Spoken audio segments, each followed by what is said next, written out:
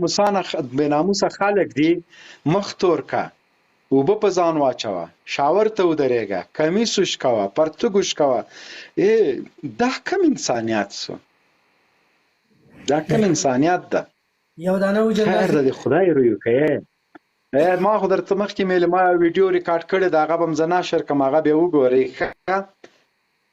ګوره کوم کار چې دغه افغان ځوانه تی کوي، دغه پسې امریکایان میلیاردونه ډالر ورکوي، مګر هم تی مفته کوي. تی مفته کوي.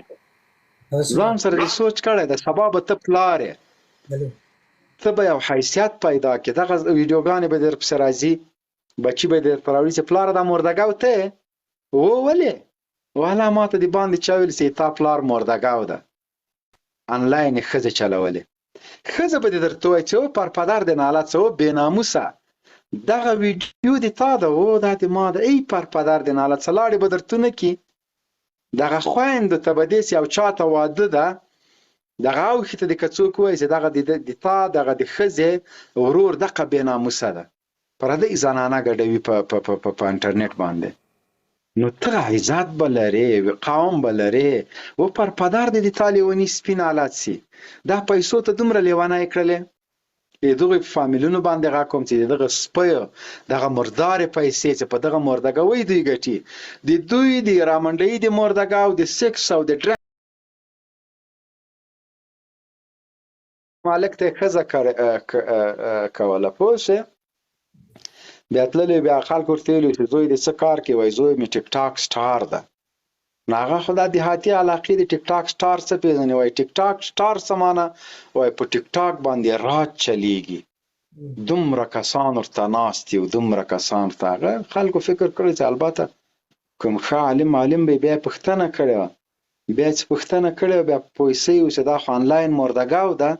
بیا ورته ویلي چې هغه ده، بیا چې ورغلي ورته ویلي هغه دې تا ځایه مردګو ښیې، همداسې له کوره ویستلي په ټیټ سر باندې.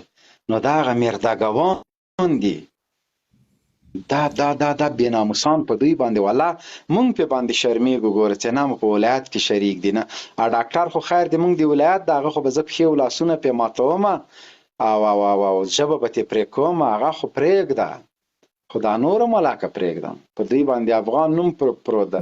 دوی به راځي یو مال په کار همداسې ده چې یو سر نه مکمل، یو سر نه په ټولو پلیسي چې تا دا وي چا ایښی دا ول همغه پکې راونیوی سي، ورپسې دا نور.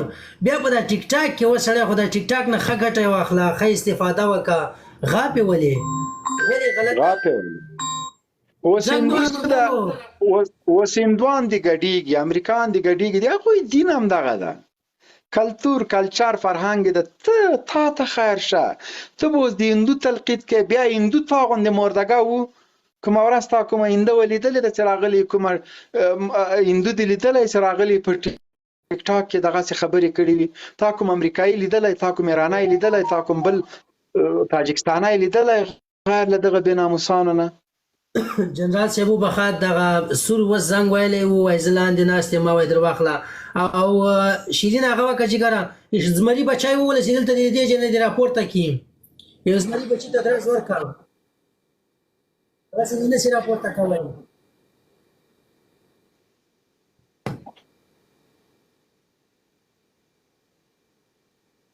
شیخه ګوره، زه مصطفی ورور دې ما غږ کوي، ته به تا ته به معلومات وي، خو یو څه وخت دې راسره تېر کړی. زه قسم خدای له ټویټر او له یوټیوب نه د میاشتې تر 15,000 ډالرو پورې ما اخیستي دي، 12,000 ډالر، 8,000 ډالر. ګوره ما ډېر